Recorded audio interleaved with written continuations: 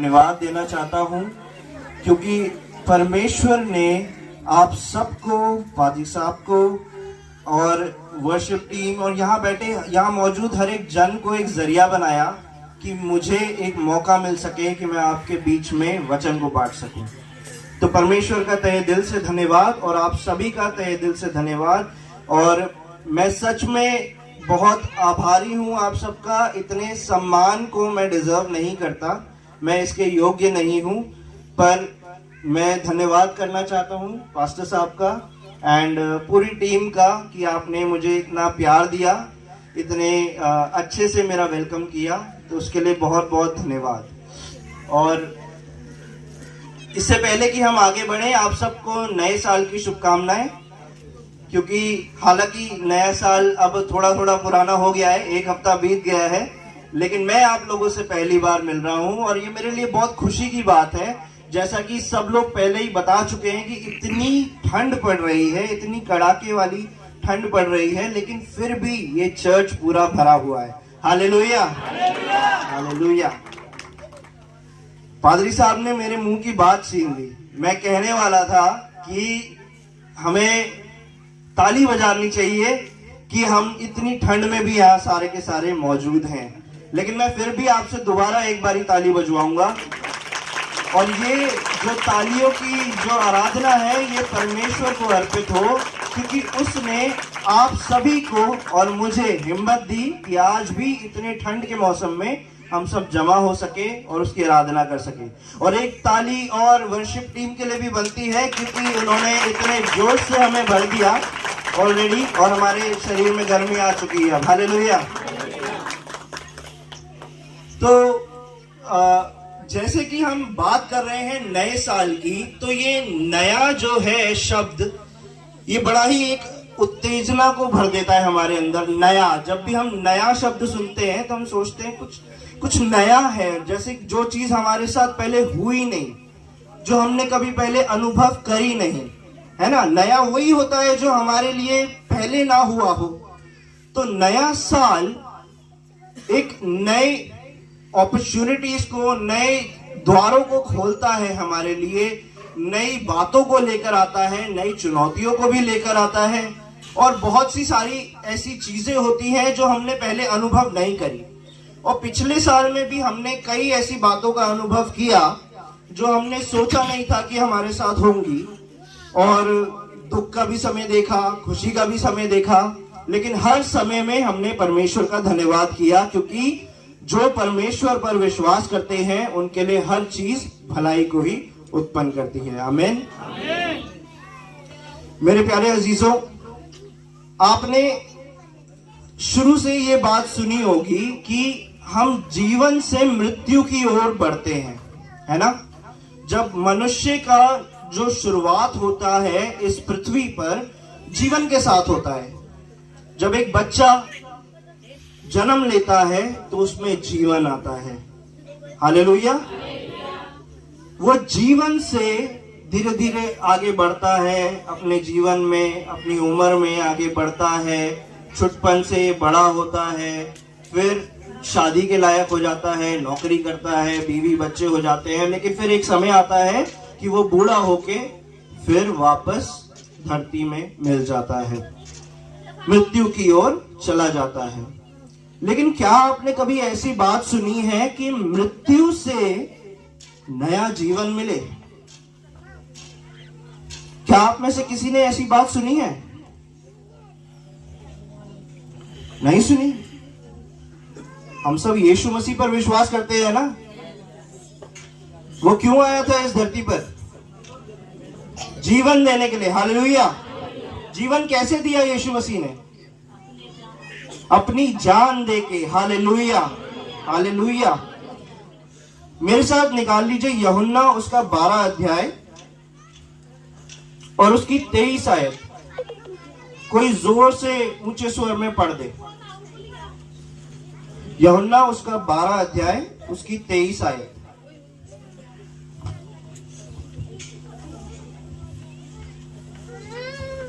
तेईस और 24।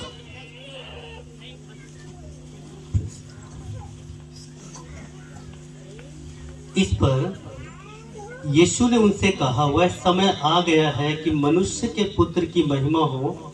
मैं तुमसे सच सच कहता हूँ कि जब तक गेहूं का दाना भूमि में पड़कर मर नहीं जाता, वह अकेला रहता है, परंतु जब मर जाता है तो बहुत फल लाता है। आमीन, हालेलुया। यूहन्ना का सुसमाचार किस किस ने पढ़ा है? 4-5 हाथ उठे केवल, 6-7। अच्छा, बहुत अच्छी बात है, पढ़िएगा। बहुत ही रुचिकर पुस्तक है ये बाइबल में। और अगर आपको पढ़ने में हेल्प चाहिए हो तो जरूर किसी से मदद भी लीजिएगा, लेकिन इसे पढ़िएगा। यूहन्ना का जो सुसमाचार है, इसके लेखक ने इसे इस तरीके से लिखा है कि इसे छोटे से छोटा बच्चा और बड़े से बड़ा, इतनी विचारधाराएं मौजूद हैं जो कि पहली सदी में भी थी और जो आज की दुनिया में भी है। हालेलुया। पहली सदी में जो यहूदी समाज में जो यूनानी लोग जिन बातों का विश्वास करते थे, उन बातों को भी इस किताब में लिखा गया है। और आज के समय में इवन जो हमारी हिंदुस्तानी संस्कृति में जो बातें हैं, जो विचारधाराएं हैं, वो भी इसमें पाई जाती हैं। और उन्हीं सारी बातों को मद्देनजर रखते हुए यूहन्ना जो है वो यीशु मसीह को बढ़ाई देते हुए अपना सुसमाचार सुनाता है। अजीजों, यीशु मसीह इस जगत में केवल इसलिए आया कि वो मर सके। क्या आप सोच सकते हैं कि एक व्यक्ति जन्म ही इसलिए ले रहा है कि वो मर जाए, और वो केवल अपने लिए नहीं, किसी और के लिए नहीं, आपके और मेरे लिए, पूरे जगत के लिए वो मरने के लिए आया। हालेलुया। वो स्वर्ग छोड़कर इस पृथ्वी पर आया जहां पाप इतना बढ़ गया था कि मनुष्य अपने आप से अपने आप को उद्धार नहीं दे सकता था। तो इसलिए ये बहुत जरूरी था कि परमेश्वर खुद धरती पर आ जाए और अपने आप को इस कदर बना ले कि जैसे वो ही पापी है, पूरे जगत का सारा पाप उसने ही किया है, और अपने आप को बलि चढ़ा ले। अब आप मुझसे पूछेंगे कि ऐसा क्यों? वो तो परमेश्वर है, वो तो सारे पापों को माफ कर सकता है, तो उसे क्यों अपनी जान देने की जरूरत है? अजीजों, परमेश्वर ने जब इस सृष्टि की रचना करी तो उसने हर चीज को बड़े नपे तुले तरीके से बनाया। आप बड़े से बड़े वैज्ञानिक से पूछ लीजिए, इस पूरे ब्रह्मांड में हर चीज जो कार्य करती है वो एक डिजाइन पे, एक ऐसे कलाकारी रूप से बनाई गई है कि अगर एक भी इंच इधर से उधर हो जाए तो पूरा ब्रह्मांड खत्म हो जाएगा। हालेलुया। ये केवल एक सृजनहार ही कर सकता है। इसी रीति से उस सृजनहार ने पाप के ऊपर भी एक नियुक्ति ठहराई, एक व्यवस्था ठहराई, और उसके अनुसार पाप पवित्रताई में नहीं रह सकता। आमीन। इसी कारण यहोवा परमेश्वर ने मूसा से कहा था कि तू केवल मेरी पीठ देख ले, क्योंकि अगर तूने मुझे देख लिया तो तू जीवित नहीं रह पाएगा। हालेलुया। क्योंकि हम पापी मनुष्य हैं, चाहे हम कितनी ही कोशिश कर लें, हम उसको रूबरू नहीं देख पाएंगे, क्योंकि पाप पवित्रताई में नहीं ठहर सकता। लेकिन इस बात को, इस जो एक व्यवस्था है, इसको खत्म करने के लिए परमेश्वर ने अपने आप एक योजना बनाई, और वो योजना ये थी कि आपका और मेरा पाप और आने वाली कितनी ही पीढ़ियों का पाप केवल एक मनुष्य पर लाद दिया जाए। आपने खच्चर को देखा होगा, गधा जो होता है, वजन ढोने के काम आता है वो जानवर, जिस तरीके से उसे लाद दिया जाता है बोझ से, और वो गधे के अंदर इतनी कैपेसिटी होती है कि वो भारी से भारी वजन भी उठाकर चलता है हमारा बोझ लेकर। उस कदर से पूरे जगत का पाप यीशु मसीह पर डाल दिया गया और उसने वो बोझ उठाया। हालेलुया। उसने वो बोझ उठाया, अपने लिए नहीं, यहां तक कि हमारे लिए भी नहीं। मैं ये भी नहीं कहूंगा कि उसने आपके और मेरे लिए ही ये किया, हालांकि वो हमसे बेइंतहा मोहब्बत करता है, जैसा कि हमने गीत में गाया, मेरे महबूब प्यारे मसीहा, वो हमसे बेइंतहा मोहब्बत करता है। लेकिन उससे भी बड़ा एक कारण था कि उसने ऐसा क्यों किया। उसके पिता की मर्जी थी। हालेलुया।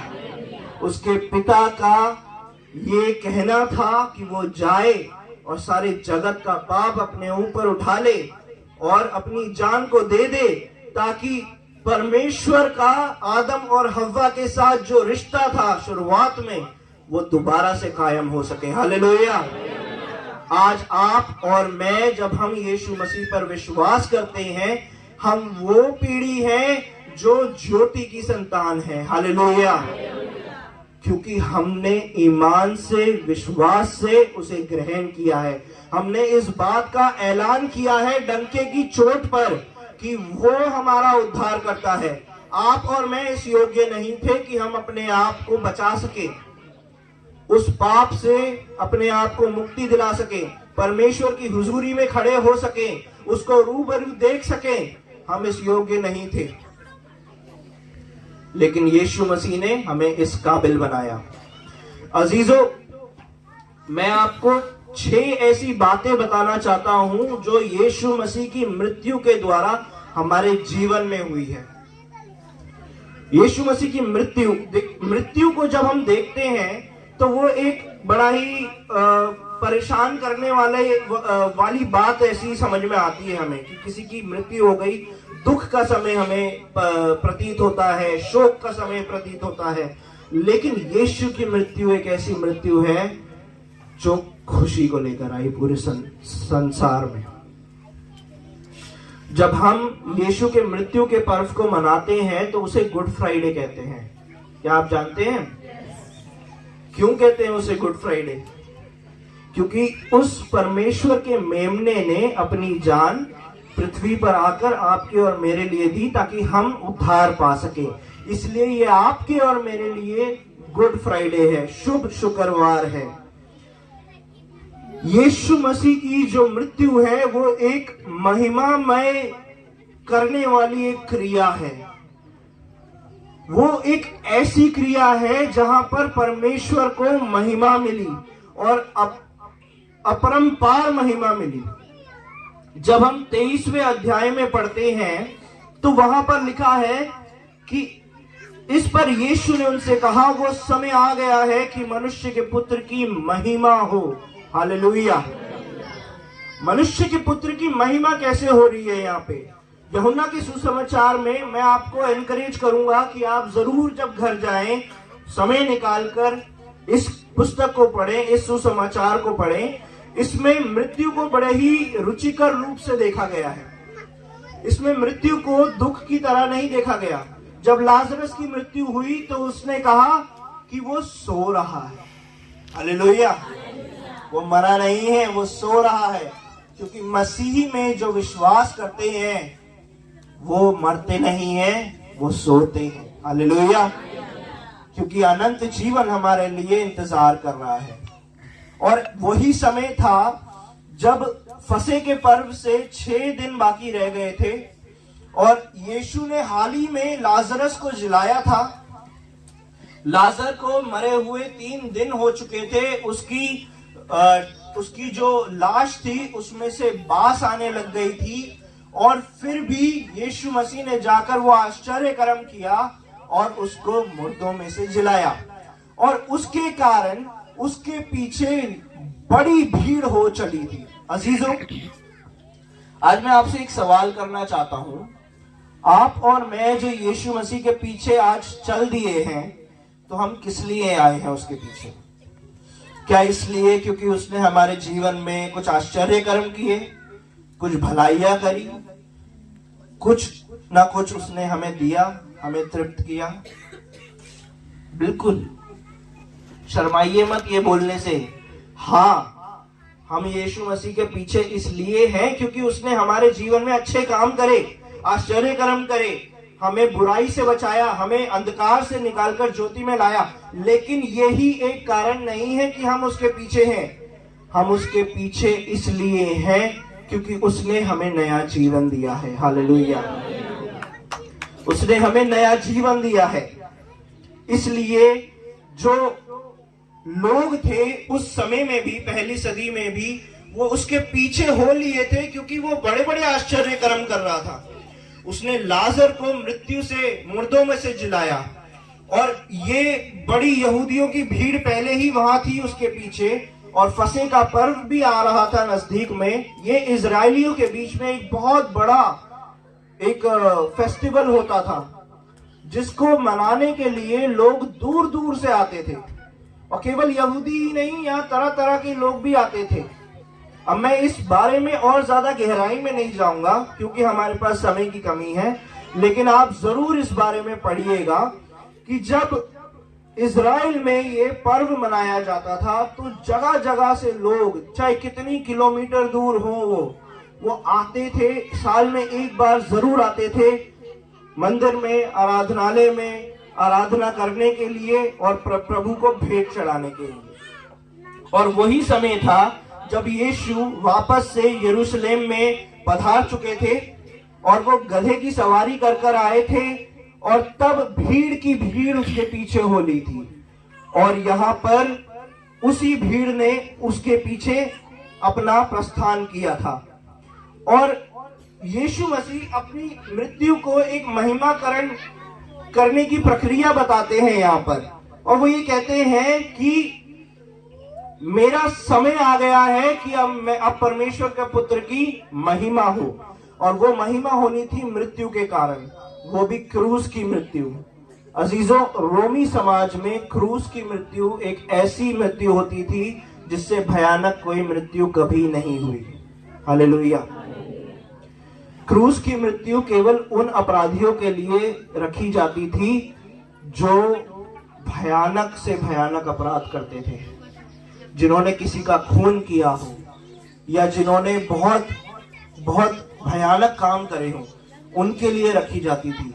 जब एक अपराधी को क्रूस पर लटकाया जाता था तो उसकी हड्डियां उसके जोड़ों से अलग हो जाती थी, उसके शरीर से इसका सारा पानी खत्म हो जाता था, वो लहूलुहान हो जाता था। वो घंटों तक उस क्रूस पर लटका रहता था जब तक वो अपनी आखिरी सांस न ले ले।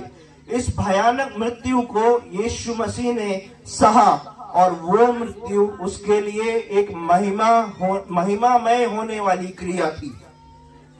और ये इसलिए हुआ क्योंकि उसके पिता की इच्छा थी। उसके पिता ने उसको ये आज्ञा देकर भेजा था कि तू जा और अपने आप को बलिदान दे दे ताकि मेरे लोग नजात पाएं। इसलिए उसने अपने पिता की आज्ञा का पालन किया।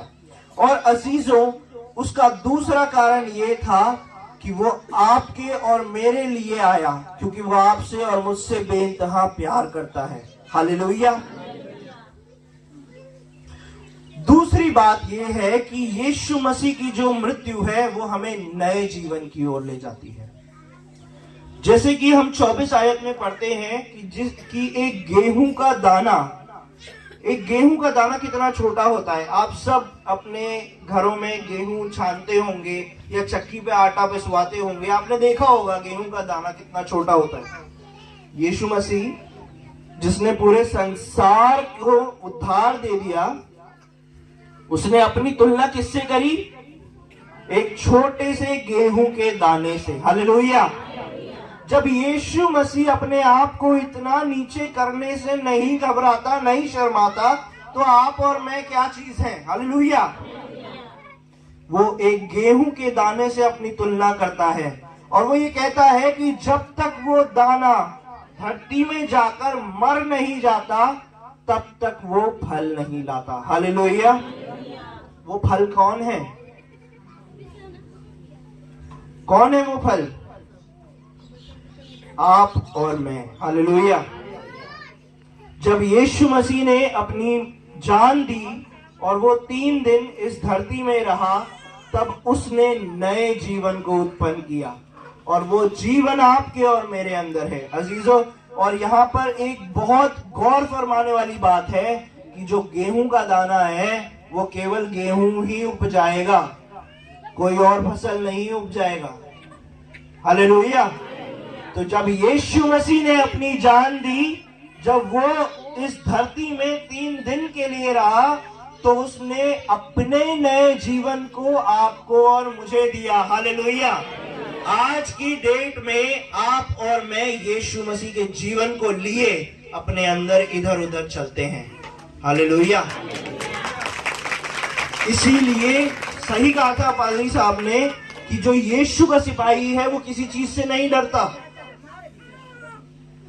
क्योंकि यीशु का सिपाही अपने अंदर यीशु के जीवन को लेकर चलता है। अब वो अपना नहीं, यीशु मसीह का है, वो उसके लहू से खरीदा गया है। हालेलुया।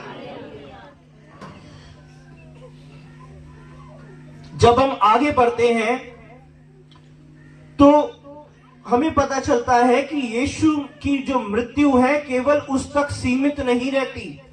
जब उस पर विश्वास लाया जाता है, जब आप और मैं उस पर विश्वास लाते हैं, तो वो हमें इस बात के लिए प्रोवोक करती है, उत्तेजित करती है कि हम भी उसके पीछे चले। हालेलुया।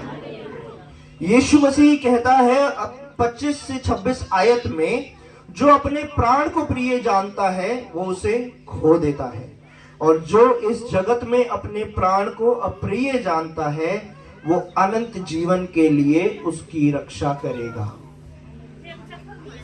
अजीजों, जब हम पढ़ाई करते थे तो हमने एक बहुत ही अच्छी चीज सीखी। हमने सीखा कि मूल भाषा का अध्ययन करना कितना जरूरी है। ये जो बाइबल आप और मैं पढ़ते हैं, ये हिंदी और अंग्रेजी में नहीं लिखी गई थी। ये जो नया नियम है ये यूनानी भाषा में लिखा गया था, और जो पुराना नियम है वो इब्रानी भाषा में लिखा गया था। जब हमने इन भाषाओं का अध्ययन करा तो हमें बहुत सी गहरी बातें जानने को मिली। हालेलुया। यहाँ पर जो शब्द प्राण लिखा गया है कि जो अपने प्राण को प्रिय जानता है, उस शब्द के 2 अर्थ हैं। दूसरा अर्थ है मन, या फिर आप ये कह सकते हैं सांसारिक जीवन। हालेलुया। तो यीशु मसीह यहां पर ये कह रहा है कि जो अपने सांसारिक जीवन को या जो अपने मन पसंदीदा चीजों को ज्यादा अहमियत देता है वो उन्हें खो देगा। हालेलुया।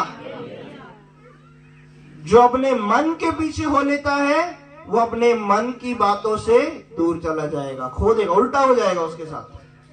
लेकिन जो अपने मन को तुच्छ जानता है, जो अपने मन की बात को एक तरफ कर देता है और उसको नहीं सुनता, उसको अप्रिय जानता है, वो क्या करता है?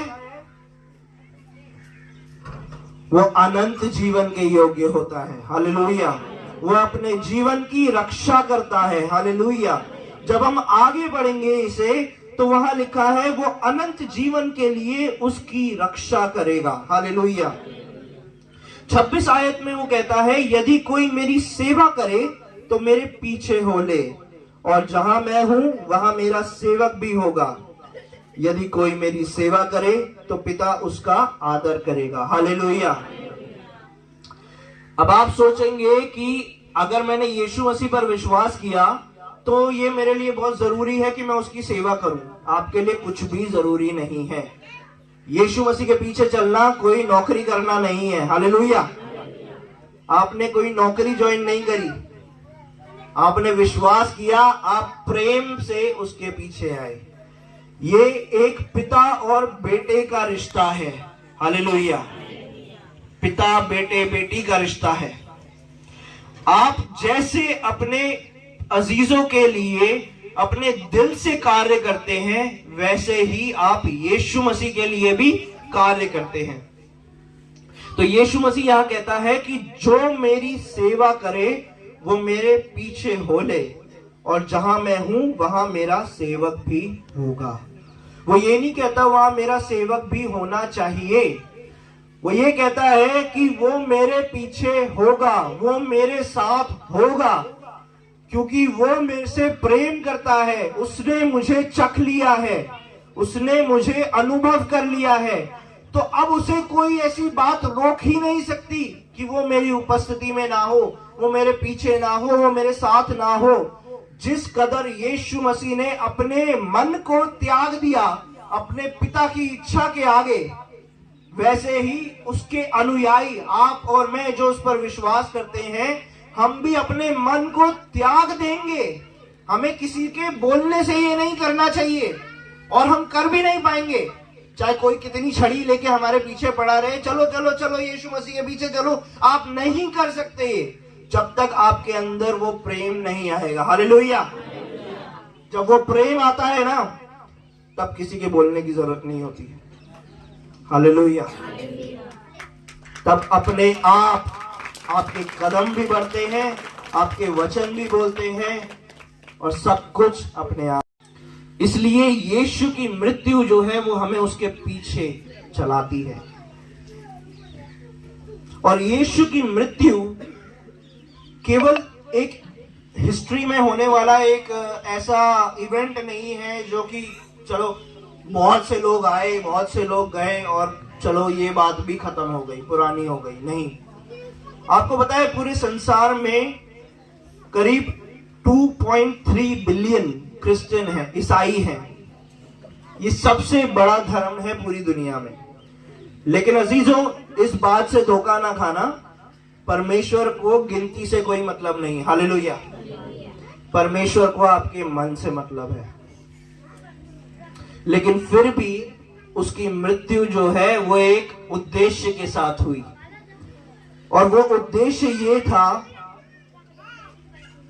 कि उसने अपने प्राण को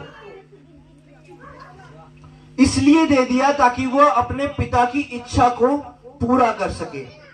जब हम आगे पढ़ते हैं 27 आयत में, वहां लिखा है, अब मेरा जी व्याकुल है, इसलिए अब मैं क्या कहूं, हे पिता मुझे इस घड़ी से बचा नहीं, क्योंकि मैं इसी कारण इस घड़ी को पहुंचा हूं। हालेलुया। यहां पे यीशु मसीह खुद अपने उद्देश्य को बताते हैं, क्यों वो इस जगत में आए, क्यों उन्होंने इस दुख को सहा, और क्यों उन्होंने अपने जान को दिया, क्योंकि वो केवल इस ही घड़ी यहां आए थे। हालेलुया।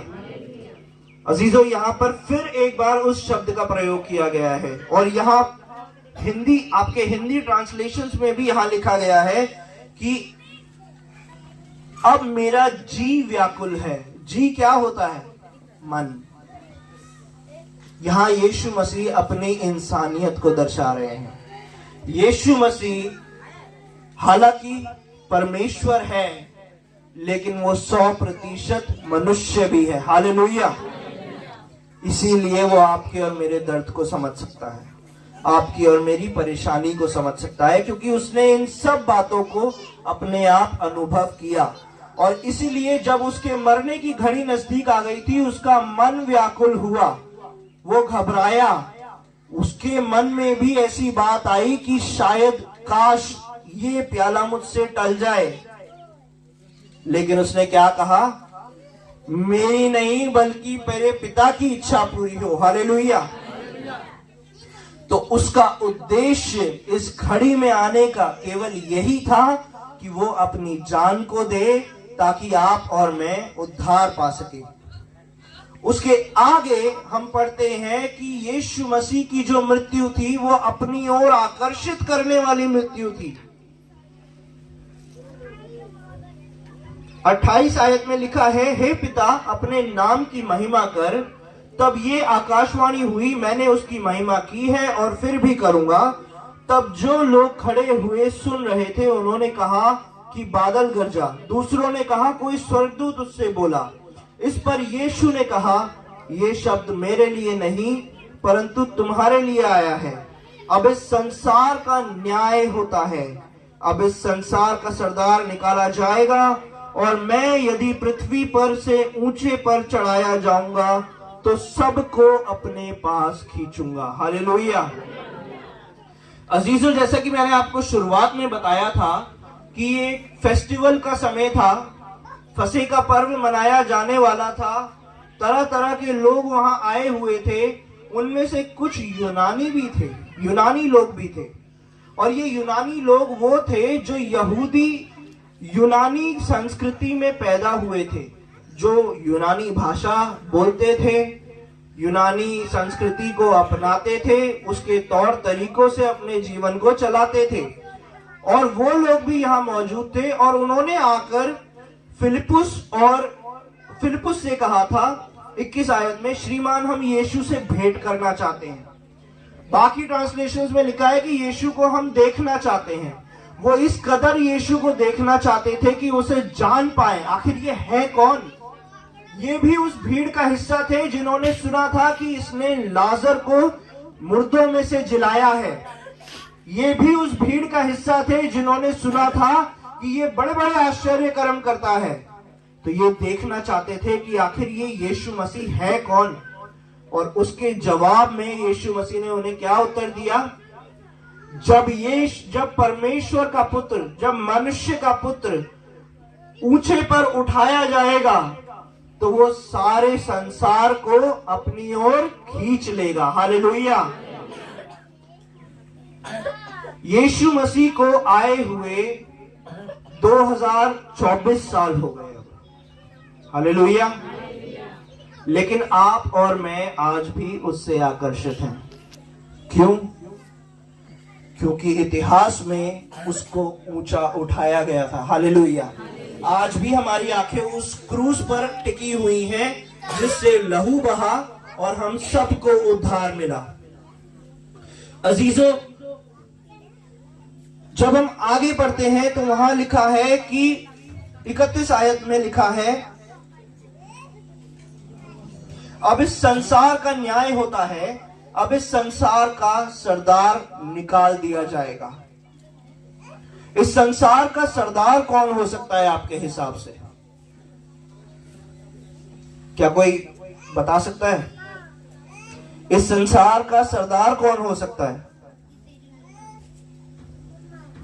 क्या वो यीशु मसीह है? हमारे मनों के द्वारा काम करने वाला। किसी ने बोला यहां पे शैतान। हालेलुया। इस संसार का जो राजकुमार है वो है शैतान। और इसीलिए हमें बार बार वचन इस बात की ओर आकर्षित करता है कि हम अपने मनों को परमेश्वर के हाथों में सौंप दें। हम सांसारिक जीवन में उलझ ना जाएं, हम अपने आप को परमेश्वर के हाथों में सौंप दें। क्योंकि इस संसार का जो राजकुमार है वो है शैतान और हमें उससे बचना है, उसके भरमाए जाने से बचना है। लेकिन यीशु मसीह की मृत्यु के द्वारा उसको बाहर खुले में लाया जाएगा, खदेड़ा जाएगा। हालेलुया। आपको याद है वो कहानी जब यीशु मसीह ने मंदिर में घुसकर वो चुंगी लेने वालों को हंटर लेकर भगाया था, मारकर भगाया था, उनके टेबल्स को उलट दिया था। वैसे शैतान को खदेड़ दिया गया खुले में। हालेलुया। जब यीशु ने अपनी मृत्यु को अंजाम दिया क्रूस पर, तब शैतान को बाहर खुले में खदेड़ दिया गया ताकि आपकी और मेरी आंखें खुल जाएं और हम अपने मनों को उस परमेश्वर के हाथों में सौंप दें और उससे अब बिल्कुल भी ना डरें, उस शैतान से बिल्कुल भी ना डरें और उस परमेश्वर की बिना डरे महिमा कर सके। हालेलुया। अजीजों, इन सारी बातों का निचोड़ इतना है कि हम अपने आप को संपूर्ण रीति से उसके हाथों में सौंपते हैं। क्योंकि जीवन देने वाला केवल वही है जो मृत्यु से जीवन की ओर ले जाता है। संसार आपको जीवन से मृत्यु की ओर ले जाएगा, लेकिन केवल यीशु मसीह है जो आपको मृत्यु से जीवन की ओर ले जाता है। आप देखेंगे यहाँ पर वचन में जब आप पढ़ेंगे तो लोगों ने इन सारी बातों के बाद भी उसके ऊपर शक जताया और उससे कहा, तू कौन है जो हमसे कहता है कि मनुष्य का पुत्र ऊंचा उठाया जाएगा? हमने तो व्यवस्था में पढ़ा है, सुना है कि जो मसीहा है वो हमेशा हमेशा के लिए रहेगा। अजीजों, उस संसार के लोग भी इसी तरीके के थे जो किसी ना किसी लाभ की ओर अपनी आंखों को टिकाए रहते थे। उस समय में लोग सोचते थे कि मसीहा एक ऐसा व्यक्ति होगा जो सारी जो ताकतें हैं उनको पलट देगा और अपनी ताकत को जाहिर करेगा, और जितने भी यहूदी समाज के लोग हैं वो सबसे ऊपर उठ जाएंगे, उनकी सारी परेशानियां खत्म हो जाएंगी, उन्हें कोई नहीं सताएगा। लेकिन क्या यीशु मसीह इसलिए इस जगत में आया? नहीं अजीजों, वो इसलिए आया ताकि परमेश्वर का राज्य यहां हमारे बीच आ सके। हालेलुया। और वो परमेश्वर का राज्य आपसे और मेरे से बनता है जब हम उसके ऊपर पूरे ईमान के साथ आते हैं। यहां पर लोगों ने शक जताया और कहा कि तू ये कौन से मनुष्य के पुत्र की बात करता है, आखिर ये मनुष्य का पुत्र कौन है? तो यीशु मसीह ने उन्हें जवाब में ये नहीं बोला कि मनुष्य का पुत्र कौन है। उन्होंने उसका उत्तर ये नहीं दिया। उन्होंने कहा कि तुम्हारे साथ ज्योति केवल कुछ समय के लिए है। हालेलुया। जब तक ज्योति तुम्हारे साथ है, ज्योति में चल लो, ज्योति में कदम बढ़ा लो। जो अंधकार में चलता है वो इधर उधर ठोकरें खाता है, वो कभी सही नहीं चल पाता। हालेलुया। जगत की ज्योति यीशु मसीह है। उसने आकर ऐसी कोई कसर नहीं छोड़ी कि वो उस पर विश्वास ना करें। उसने इस बात का भी उन्हें पूर्ण तरीके से विश्वास दिला दिया कि मनुष्य का पुत्र वो है, परमेश्वर का पुत्र वो है, मसीहा वो है, परमेश्वर भी वही है। हालेलुया। लेकिन फिर भी लोग उससे सवाल करते रहे कि ये परमेश्वर का, ये मनुष्य का पुत्र कौन है जिसके बारे में तू कहता है? तो उसने कहा, इस ज्योति पर विश्वास करो। जब तक ये ज्योति तुम्हारे बीच है, इस ज्योति पर विश्वास करो। आज के समय में अजीजों, वो ज्योति हमारे साथ भी है। वो ज्योति पवित्र आत्मा के रूप में आपके और मेरे अंदर है। हालेलुया। जब हम इस ज्योति को अपने अंदर अपनाकर आगे बढ़ते हैं तो हम सही रास्ते पर चलते हैं। लेकिन जहां इस ज्योति को हमने अपने अंदर से दूर किया, वहीं हम भटक जाते हैं। पौलुस कहता है कि जैसे एक पियक्कड़ अपने आप को इतना मदहोश कर लेता है मदिरा से कि उसे होश नहीं रहता कि वो कहाँ है, उसी रीति से आप भी पवित्र आत्मा से अपने आप को ऐसे भर लो कि आपको होश ही ना हो कि आप कहाँ हैं। आप पवित्र आत्मा के चलाए चलो। हालेलुया। अजीजों, मैं आपके बीच में केवल एक छोटी सी कहानी को बताकर खत्म करना चाहूंगा। आप सबने, मुझे नहीं पता कि आपने सच और झूठ की कहानी सुनी है या नहीं। एक बार सच और झूठ दोनों घूमने निकलते हैं साथ में। झूठ उसे कहता है, बहुत थक गए, बहुत काम कर लिया, आओ जरा नहाने चले। स्विमिंग पूल में गया हुए, कोई तालाब में गया है नहाने कभी कोई? तो झूठ ने इसी तरीके से सच को बोला, आओ भाई आओ, बहुत थक गए, बहुत काम कर लिया, जरा नहा कर आए, थोड़ा रिलैक्स हो जाए, थोड़ा आराम फरमाएं। तो सच ने कहा, अच्छा चलो ठीक है। दोनों अपने कपड़े उतार कर साइड में रखकर पानी में जाते हैं, नहाते हैं। जितनी देर में सच नहा रहा होता है, झूठ पानी से निकल जाता है और सच के कपड़े पहनकर संसार में घूमने निकल जाता है। अब जितने लोग झूठ को देखते हैं वो सोचते हैं, अरे वाह, सच चल कर आ रहा है, सच चल कर आ रहा है, देखो सच आ गया, सच आ गया। हालेलुया। आज संसार की स्थिति वही है। जब झूठ पानी से बाहर निकला तो जब सच पानी से बाहर निकला तो वहां झूठ के कपड़े थे। अब सच तो सच है, वो झूठ को कैसे अपनाए?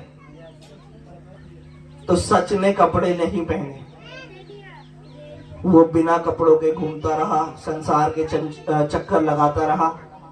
किसी ने उस पर ध्यान नहीं दिया। हालेलुया। सबने कहा कि ये क्या है, इसके पास कपड़े भी नहीं है, कौन देखेगा इसे, बेकार है, इसे तुच्छ है, ये हटाओ इसे। अजीजों, वही सच है, वही यीशु मसीह है जो सब कुछ छोड़कर स्वर्ग से इस धरती पर आ गया, बिल्कुल नग्न हालत में। और आप यकीन मानिए, वो क्रूस पर भी उसी हालत में था। उसके शरीर पर एक कपड़ा नहीं था, वो लहूलुहान था, वो बिल्कुल नंगा था। और वही सच है। हालेलुया। आइए हम अपनी आंखों को बंद करें। स्वर्ग में विराजमान पिता परमेश्वर, हम तेरी स्तुति और आराधना करते हैं पिता कि तूने सच में हमें ये अनुग्रह दिया कि हम तुझे जान पाए। पिता, बहुत से ऐसे लोग हैं अभी भी संसार में जो उस सच को नहीं अपना पाते, वो झूठ को सच समझ बैठे हैं। पिता, हम तुझसे प्रार्थना करते हैं उनकी आंखों को खोल दे। पिता, हमें इस योग्य बना कि हम तेरी आत्मा से इस कदर भर जाएं कि उन लोगों तक हम उस सुसमाचार को, उस सच्चाई को पहुंचा सके। पिता परमेश्वर, हालेलुया। तू हमें भर दे पिता, हमें भर दे, हमें भर दे पिता। Thank you Jesus, thank you Jesus. आइए अपने मुंह को खोलकर उसकी धन्यवाद दें। हालेलुया। धन्यवाद यीशु, धन्यवाद यीशु, धन्यवाद Yeshu. Thank you Jesus, thank you Jesus. Hallelujah, hallelujah, hallelujah. जैसे कि हमारी आंखें बंद हैं, मैं 2 लाइनें आपके बीच में गाना चाहूंगा और होने पाए कि ये जो गीत के बोल हैं ये हमारे जीवन में एक प्रार्थना बन जाए कि मसीह यीशु हमें अपनी तरह बनाए। मैं तुझको पसंद आऊं, मैं तेरे दिल को भाऊं, ऐसा मुझको बना, ऐसा मुझको बना। मैं तुझको पसंद आऊं, मैं तेरे दिल को भाऊं, ऐसा मुझको बना, ऐसा मुझको बना। मेरे अंदर तेरी चाहतों को भर दे, मेरे अंदर तेरी आदतों को भर दे, मेरे अंदर तेरी चाहतों को भर दे, मेरे अंदर तेरी आदतों को भर दे।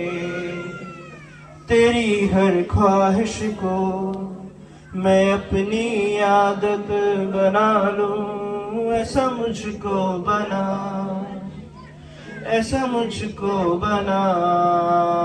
तेरी हर ख्वाहिश को मैं अपनी आदत बना लूं, ऐसा मुझको बना, ऐसा मुझको बना। Hallelujah. Thank you Jesus, thank you Jesus. प्रभु आप सबको आशीष दे।